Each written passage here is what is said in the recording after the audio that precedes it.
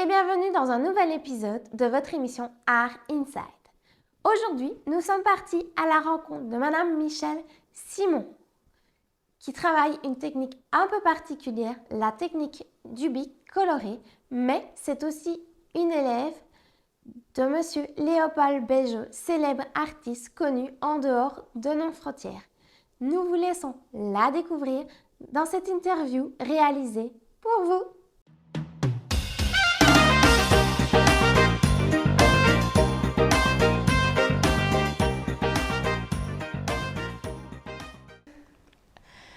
Bonjour, je m'appelle Michèle Simon, épouse Malherbe. J'ai étudié les arts plastiques, j'ai fait 6 humanités artistiques et j'ai entamé un agenda en arts plastiques également. Quelle inspiration est derrière votre orang-outan? Mais moi, je suis fort sensible à la cause animale et lorsque j'ai vu un reportage sur les orang-outans en Indonésie où on les voit, on voit leur habitat diminuer à cause de la plantation d'huile de palme, etc., pour l'huile de palme, j'ai été fort émue et ça m'a donné envie de dessiner cet animal pour sensibiliser à sa cause. Donc je devais le faire le plus sympathique possible. Est-ce que votre expérience personnelle influence votre art? Alors ce qu'il faut savoir, c'est qu'au départ, je suis revenue donc, à la peinture, au dessin, suite à une grave dépression. Et là, je me suis tournée systématiquement, grâce aux psychologues, aux ergothérapeutes, vers le dessin. Et c'est vraiment ce qui m'a sortie de la dépression, qui m'a aidée à me relever tous les matins. Pourquoi est-ce que l'animal a une telle place dans vos œuvres?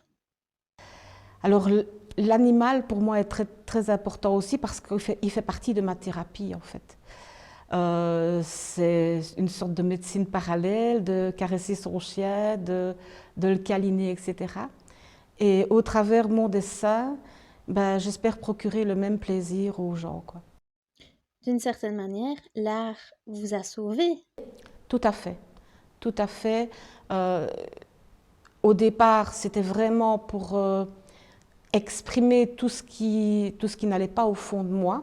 Donc j'ai fait des choses beaucoup plus personnelles, beaucoup plus dures aussi, parce qu'il y avait plein de choses qu'il fallait sortir.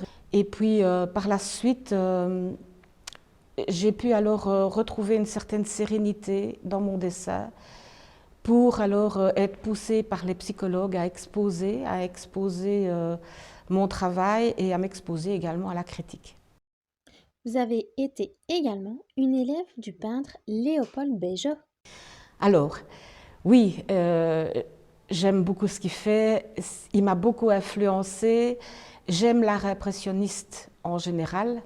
Les impressionnistes m'ont beaucoup influencée aussi, et notamment un pré-impressionniste qui est William Turner. Votre technique est un peu particulière, car il s'agit de la technique du bic de couleur. Tout à fait. Alors là, le bic, en fait, c'est venu, c'est une forme d'adaptation, en fait. Le travail au chevalet était devenu difficile pour moi. Je ne peux pas tout le temps le faire. Et dessiner régulièrement, pour moi, c'est important. Donc, suite à un stage que j'ai fait, notamment à la Bulldog, sous la direction de Monsieur Thierry Brasseur, j'ai expérimenté la technique du bic autrement que dans le croquis.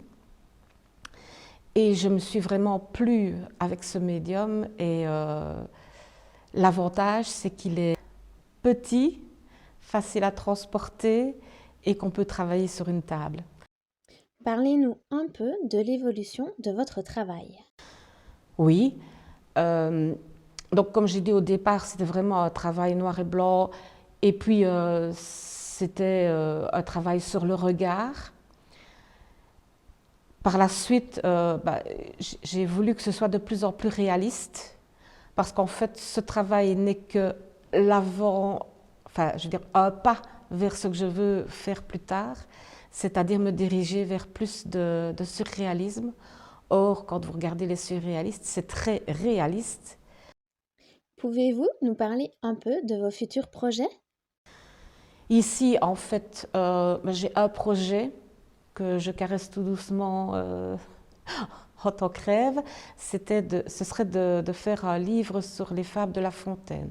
Donc, illustrer les fables de La Fontaine un peu façon gravure ancienne et plus destiné à un public adulte qu'enfantin.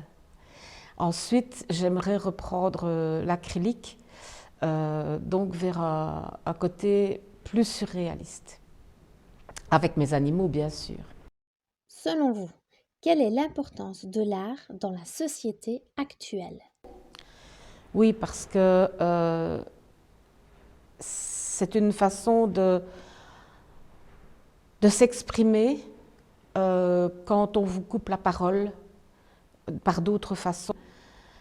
Moi, je pense que c'est très important qu'on doive continuer à pouvoir s'exprimer par la peinture, que ce soit par un simple regard animal, mais aussi des choses plus personnelles. Si vous pouviez donner un conseil à des personnes qui souhaiteraient se lancer dans les arts plastiques, ce serait lequel? Ayez confiance en vous.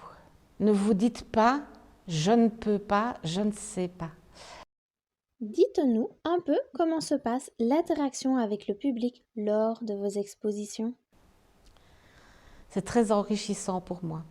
Outre le regard des gens, que les gens ont sur mon travail, le plaisir de partager sur la façon de créer, la façon de voir les choses, la réaction de l'un et de l'autre qui est totalement différente sur un même tableau.